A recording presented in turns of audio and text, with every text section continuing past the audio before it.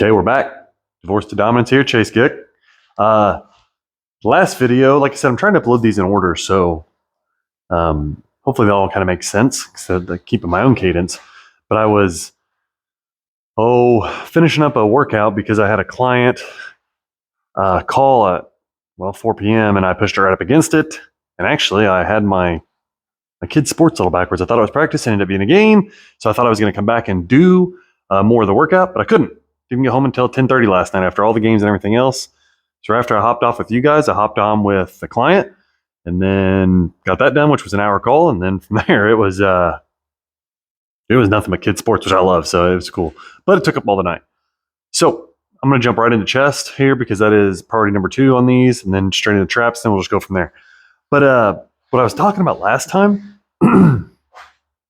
was we talked a lot about the holidays and how to get through them and everything else. So hopefully that was able to help you or can help you. And honestly, I hope I get it uploaded in time to either to hopefully use this year, which I would assume I will. I'm gonna try to upload the video tonight or the next night, but keep things moving along.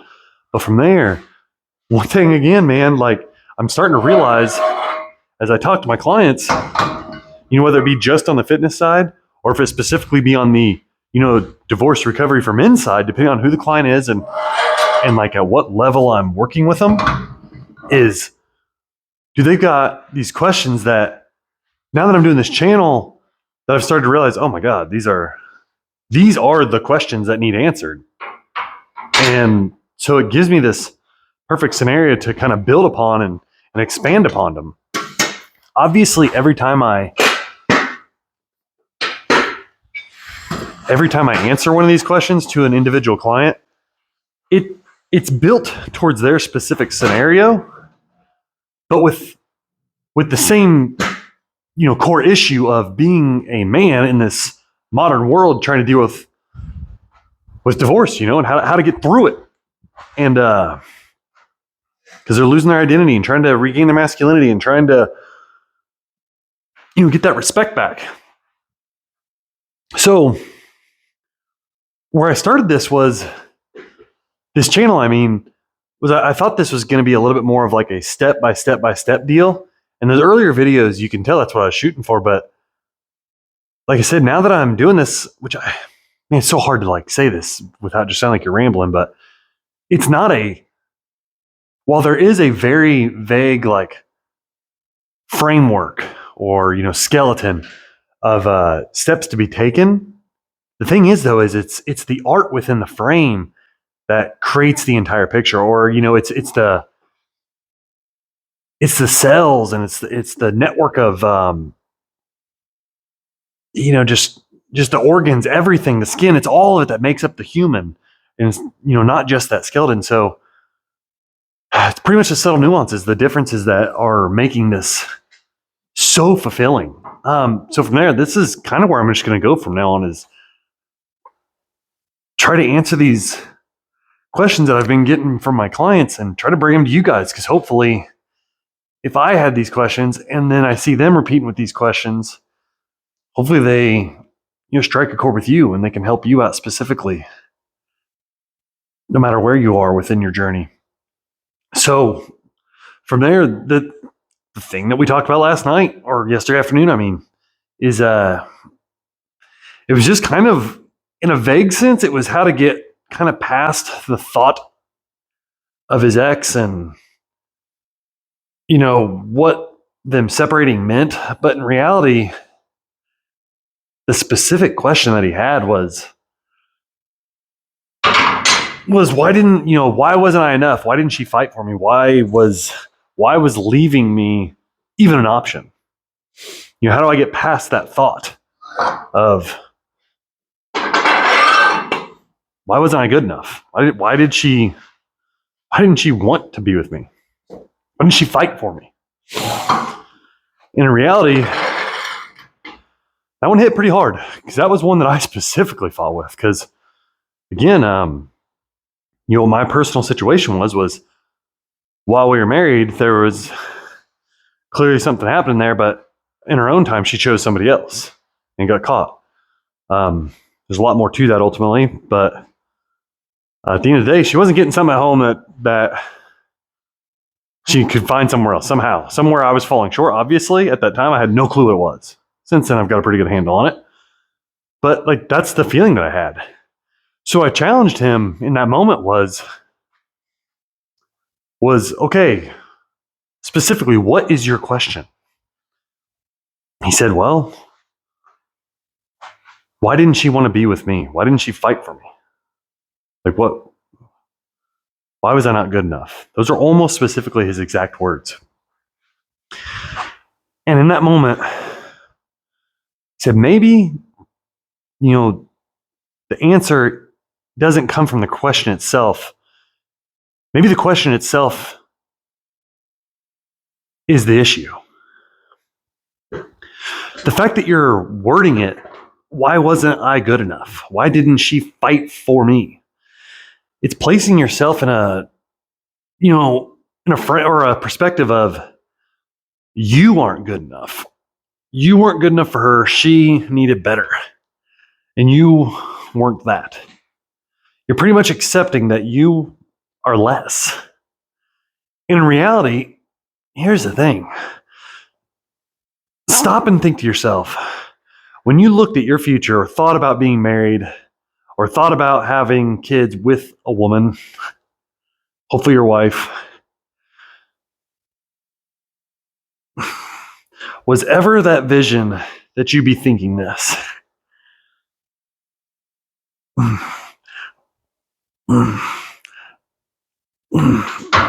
Was ever in that vision you sitting down thinking to yourself, why did she choose somebody else over me? Why was she tempted? Why was I not good enough? Like, did that ever come up in your head? Because let me be honest with you. If it didn't, it means she wasn't the right one. The fact of the matter is it's not that you weren't enough. It's honestly, she wasn't enough. She wasn't enough for you because a strong enough, powerful enough woman with enough love in her heart to give to you and your family, if you have children, your kids especially, she wasn't good enough. She didn't know herself well enough. She wasn't connected to you well enough to hold up that side of it. Now, I'm not saying that all the blame goes somewhere else. I'm not saying that, this is 100% somebody else's fault and you just keep doing you. There's always more to learn. There's always more to do. Till the day I'm not here anymore on this planet, I will be working on these kinds of things. But just knowing that I was able to reframe that question in my head, man, you know what? In that moment, this wasn't a me thing. In that moment, that was her. In that moment, that specific moment, that was her, man. She wasn't good enough. You know what? Hell yeah. She wasn't good enough for me. And as horrible of a path that it had to be to get to the end of that road, listen, it's just a path. That road between you two ends there no matter what. Because remember, from the beginning, if you didn't ever see that happen, like that wasn't your dream situation for your dream woman, that means that wasn't your dream woman. That wasn't right. The one you're looking for, the one you're building your life for, she's still out there. There's still another one. She still exists, I promise you. It's really just seeing that again. So making sure you handle that, because listen, remember, control the controllables, right? Control the controllables. Well, what's the situation? Okay, the situation is this happened and now you're divorced. Okay, so the situation is done. It's over with. It's past.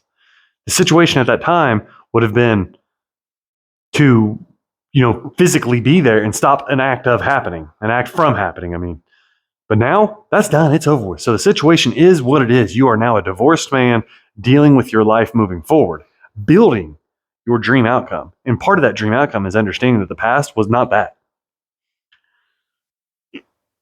So reframe that question. So the other side of the controllables, I mean, is the frame of reference, right? The frame of reference. Nah, the question isn't why wasn't I good enough? It was just knowing that she wasn't good enough. She didn't think enough about me. She was not the one. She's not the one that I was searching for. I was not clear enough on who I wanted, nor was I clear enough on who I wanted to be myself or who I needed to be to attract the right woman that is who I want. So get that done right now. Maybe even take the time when the time is right to say thank you. You don't need to call her. You don't need to tell her. You don't need to text her. But you can audibly say out loud in your own time, thank you. Thank you for doing this.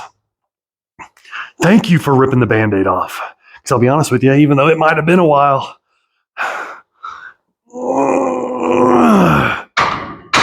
and I'll tell you, I mean, it was a slow burn for us. I'm not going to sit here and act like it happened overnight.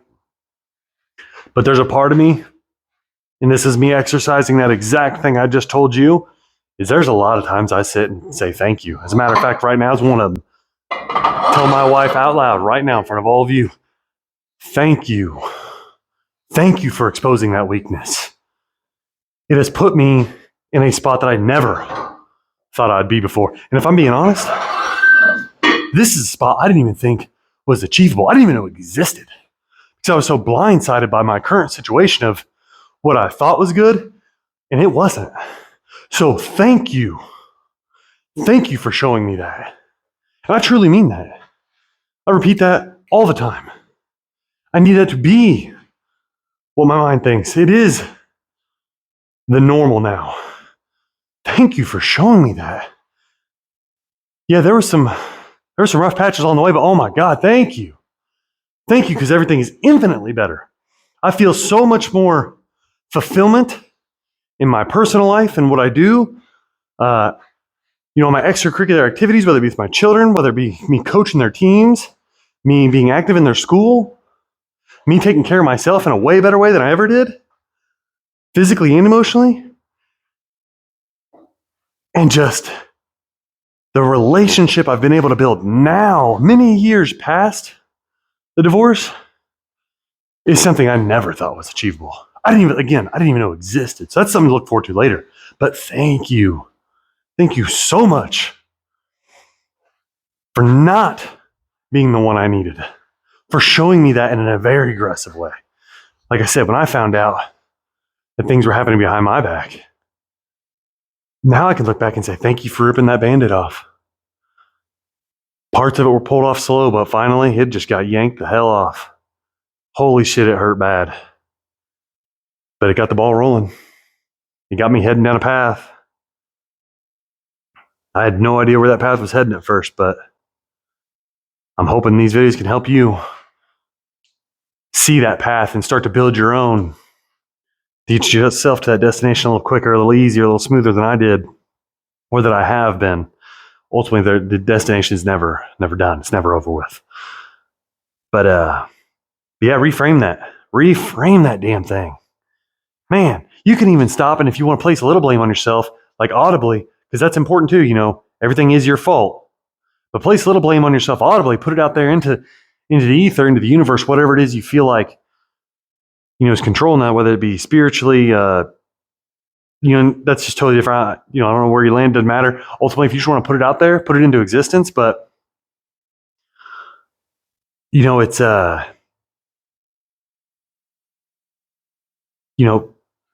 why wasn't I, what could I have worked on to make sure the next one is even better, to make sure that the next one understands, like, where are my shortcomings? Not why wasn't I good enough to fight for, but where are my shortcomings in general as a human in this thing called life? As a human, how could I be better? Because once you get that figured out, you become undeniable. When you're undeniable, it's just that. You will not be taken for granted.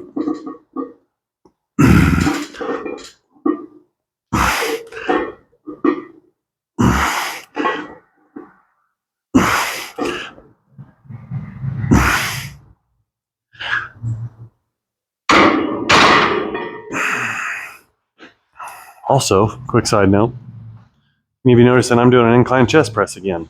That's wrong. Got in this groove of this video, and saw a chest and just realized real quick, oh yeah, I'm not doing that anymore. I can do dumbbell chest press. So I am going to stick with the incline. I can do dumbbells though. So that'll be a good warm up right there. That's why I just stopped. It'll be a good warm up. We'll stick with that.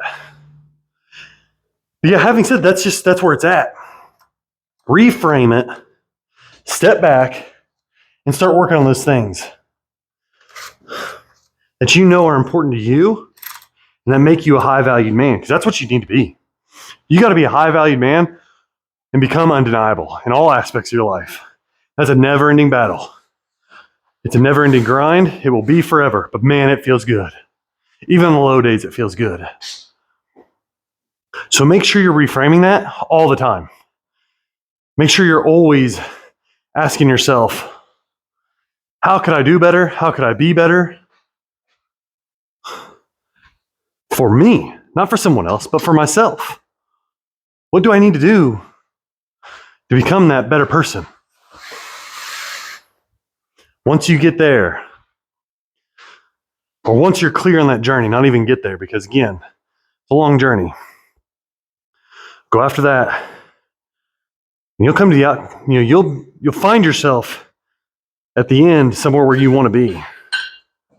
Sorry about this. It's got parts and pieces on my floor from a bar that broke the other week. So I'm moving the camera around a lot, but just stick with that. Just make sure you reframe the question. Just take it from a different angle. Because again, I guess the biggest picture here ultimately is control the controllables.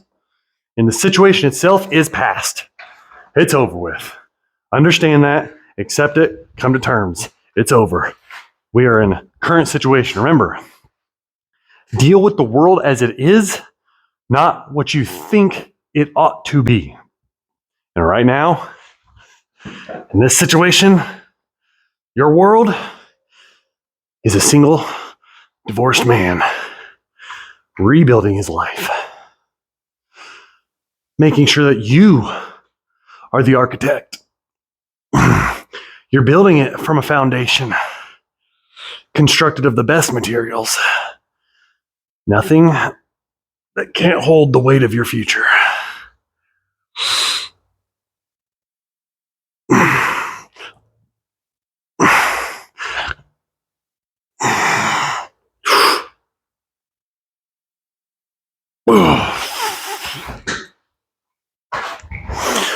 So that's really it on that one, man. That was the biggest thing we had to talk about. We took time, we wrote down what the question was he specifically had and how to reframe that question. And then really looked at the subtle details within that question itself and what that question was driving emotionally and what he was truly trying to get out of asking that initial question. Once we found out that there really was nothing to get out of that, there wasn't. It was just a weird way of your brain trying to make sense of something that ultimately didn't matter. It didn't matter whether or not you were or weren't whatever. Whether you were or weren't this, good enough, big enough, smart enough, handsome enough, strong enough, anything. It didn't matter. No matter what it was, it didn't matter because it didn't change the situation. So reframe the question. Reframe the question and repeat that reframe over and over and over. If you find yourself getting caught up in that original thought again, that original wrong line of questioning, reframe. Instantly stop. Take massive action.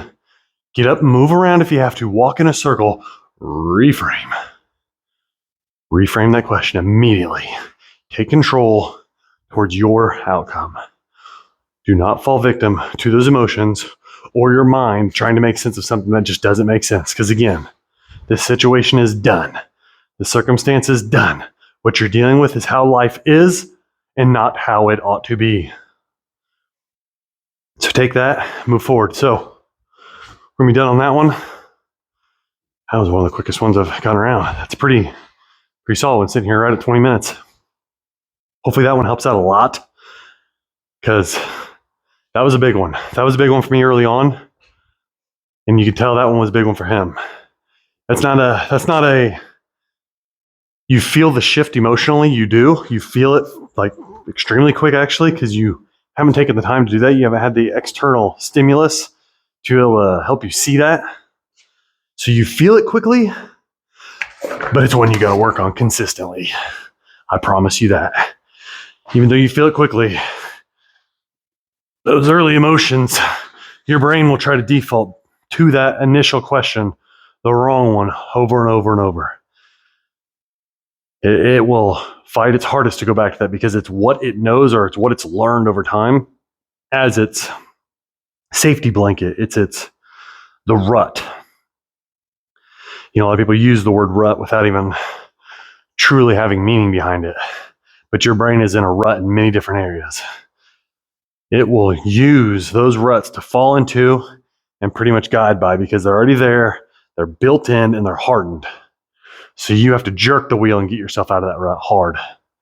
And it's scary sometimes. And that's these reframes. That's dealing with the world as it is.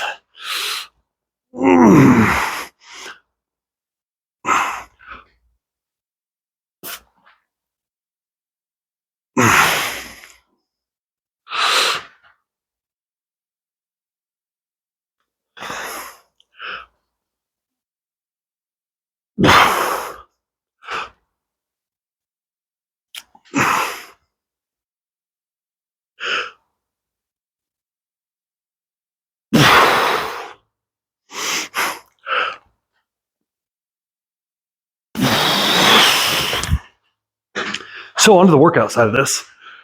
So like I said, I'm doing chest. Screwed up already. Started on barbell incline press. Don't want to do that anymore. I did that the last phase. So one thing I like to do is when I switch my phases up, I like to go from something that might be a barbell, like a barbell deal, and pull away from that, and then go into the presses with dumbbells. So each arm's kind of working its own deal. Work the small stabilizer muscles, but also not getting too set on something that's fixed. So I'll go between barbell exercises or fixed bar exercises to dumbbells, to sometimes using just the plate, so I'm holding something differently. Body weight, that's another thing I'll do a lot of times, just to change the stimulus. A lot of times the flies, cable machine flies, maybe dumbbell flies, it doesn't matter. But just trying to switch the stimulus completely. So rather than going from an incline barbell to like a flat barbell or a decline barbell, just get rid of the barbell, get rid of the fixed element of it, and either do the same thing or, sorry, when I say do the same thing, I mean incline. You can do that still, but just change the way you're lifting it. What that'd be, again, dumbbell, cable machine, or anything else. That's usually what I try to do. It's not always perfect. As long as I'm doing something different, that's the main goal. Because I don't want to overdo the same stimulus. But when it comes to like the big movers, that's something I try to do. So you'll see that as I move around. Something else that I did was quads. I did those again because I was doing squats originally. One thing I'm trying to do, though, the reason I stuck with that a little bit, and I probably will for maybe even another week yet, I'm trying to get deeper in my squats there. That was a huge problem for me because, again, going back to my stupid injuries when I was too big, I had too much weight. Can't get as deep as I want to. My hip mobility and my ankle mobility is really rough. So I do a lot of stretching on my Achilles. Throughout every day I do 3 rounds of stretching, whether it be on my lunch break. If I take a lunch break that day, a lot of times I still don't. Or if it's right before the workout, I'll do some Achilles stretching. Usually the best time is about that half hour before bed, maybe an hour. If I'm sitting, hanging out with the kids, or just relaxing, or maybe even laying in my own bed before I go to bed, I'll get down next to the bed or sit down next to the couch and start doing the stretches. Like I said, 30 minutes at most, probably. Sometimes I might push an hour, but it's because I'm getting up, moving around, maybe prepping my food, so I'll just do it in between there. But I've been super intentional about that. And let me tell you, it is embarrassing. It's my leg. I've come to find out I don't have a good time bending. I typically break. So I'm trying to not be that person. Currently, I struggle with that. Future me won't. But right now I do.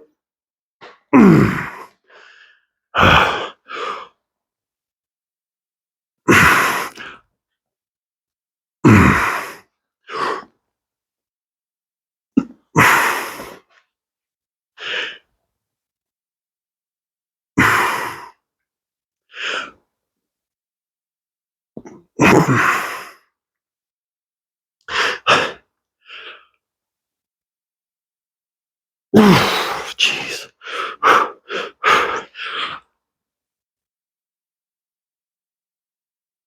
Oh, man, with dumbbells, you don't want to drop them, especially these ones. I'll shatter them. But if you don't know where your 2 reps in reserve RIR is, remember one thing: when you can feel yourself making the ugly face, or I'm taking a shit face, you know you're close. You may have even passed it. I can guarantee I look back at that one and know that face real quick. That's almost a guaranteed sign that you're up against your current capabilities. You start making that face, and I mean a split second later, comes your body squirming, trying to make up for the different movements, trying to recruit other muscle groups to get that sumbitch off you. Even though you're in a pretty controlled environment, your body doesn't know that. It's like, oh my God, get it off me. Come on, push it up. Dunzo right there, bud. I don't give a shit what rep you're on. You're donezo. Remember, I'm shooting for that 6 to 10-ish, 6 to 12-ish range. Hopefully on number 6, I've got 1 to 2 reps RIR, reps in reserve. That one was it. So I'm gonna tell you what, that was 3 sets around that range. So you know what that means. Let's get you turned around here and we'll knock this thing out together real quick. Okay. So what did we just do? Chest? Yep, we sure did. I even got some extra work on the stupid ass barbell incline press like a moron. But it's still only 3 sets on the actual exercise I wanted to do. So that's that. So there's that 3. Come over here, 12 sets in total for the week. That's my second order of importance. So now I'm going to move down to see if I have any other number 2s. I did calves, just did chest. I did quads. Move down to the next number 2, traps. 12 sets of that too. So one thing I haven't done with traps, so I was using the barbell before. So I'm going to start using dumbbells now. I'm going to use dumbbells on this one, and that's pretty much what we're going to do for this. So let's take time to get my breathing flattened out again. Remember, because again, 60 to 90 seconds is a good window. 90 is the most preferred. That's a good rule of thumb, though. I mean, it has to be. The goal ultimately, if you remember, is when your breathing returns to normal. So I used to pay attention. Sorry about the noise. I used to pay attention to my heart rate on my actual watch here, which is just a garbage Amazon watch. This isn't some, iPhone watch or Samsung watch. It's just some $30 Amazon watch that does my heart rate, stress levels, monitors my sleep, and records my steps for the day. Because obviously I don't always have my phone in my pocket. But having said that, I used to pay attention to this to watch my heart rate. It sucked. It took too long. If I'm being real. I wanted to learn my body better myself anyways. I don't want to always rely on this piece of technology. Don't get me wrong, quick interjection, because I know people are going to freak out. The technology's great. It's there. I still wear it, obviously. But just get to know your body better, okay? That's the ultimate goal here, is to feel great and understand why you do or don't feel great, I guess, right? If you don't feel great, maybe being able to zero in on something a little better than what you were in the past. Because in the past, you didn't have a good handle on yourself. So let's try to figure out what that was about. Maybe that way you can answer your own questions instead of having to worry about these things. Learn your body.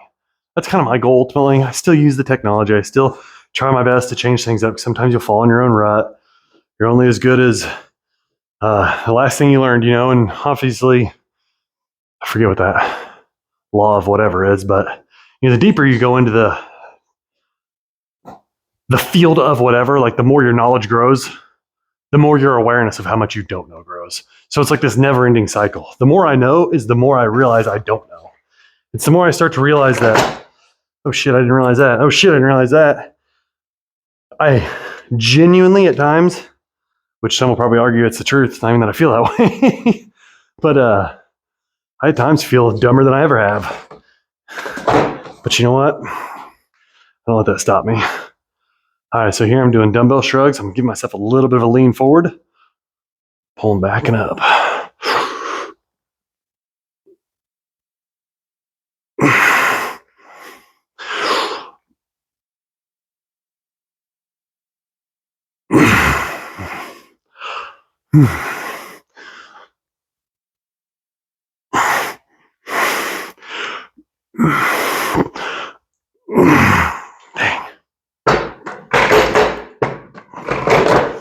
So one thing on these dumbbell shrugs, more than I did with the barbell shrugs, I still have the bar in front of me, which I keep these weights, not so much on the side, but they're definitely not in front of me. They're about that, like a 45-degree angle from the sides to the front, right there. And I'm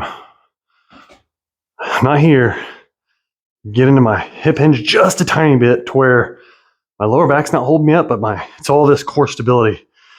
I'm rolling up, not up towards my ears, not straight back. It's just that vertical position. Line straight up, so it's not getting the very top of my traps. It's getting just behind them there. Give myself that fuller look from the side. Make sure things start to stick out a little bit. So as where I was on the barbell, I would stand straight up. Pull straight up towards my ears is pretty much what I was doing. That's all that was going on there. So don't need to overthink it. Don't have to sit here and have a full science breakdown of, this muscle's doing that, which is recruiting this, which is recruiting that, which is doing all that. Who gives a shit? Get the muscle group, pick the exercise, change the angle a little bit, change the stimulus, the type of stimulus, I guess I should say. As long as you're doing that, getting the full body set up, you're good. Testing your muscles, working to the full extent of what you need to actually give that muscle the reason to grow in a week, you're good to go. You'll see gains. All right, stepping it up a little more. Turn sideways this time for you.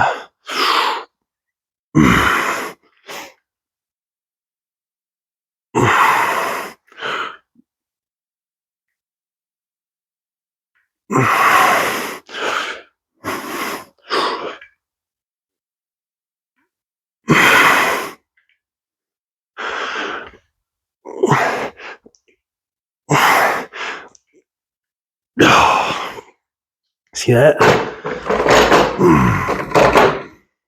That was that pooping face again. I could tell I was starting to squirm a little bit, working it. Muscles were giving out. They're starting to understand, oh shit, he's demanding something from me. I'll be real with you. Another reason I jumped over to dumbbells too in this early stage of starting this whole thing with you guys and doing this whole workout routine with you as well was because for me, again, I mentioned it before, my traps, they grow quick. They're dense. They stand up and they stand out very quickly. They're something that responds what is known as like a hyper responder in that muscle group. So I'll have to take off from them for a while too, to be honest. It won't take me much personally to keep them up to once I get them back up to where I want to be. So having said that also means they get strong quick. Like they can lift a shitload once I get into it again. And my dumbbells only go up to 90 pounds. So I can max those out pretty quick. Like that's only my second set. That's already at 80. We did just over 12, I want to say. So we're jumping up to 90 already. So I mean, something like this, even though I'm trying to stick in that 6 to 12 rep range like I was talking about, I may have to go higher in reps. It's just maybe what it is, especially by the end of this period, once it's all said and done, once these 4 weeks are over. I don't know. We'll see. We'll see what I got to do. Honestly, I got these farmer carries handles. Maybe I'll break those out. Start stacking weights on those. Give myself a little bit of lean, which those are no joke. That's probably actually exactly what I'll do. Once I get past a certain weight on the dumbbells, I'll jump over to those and overload it that way.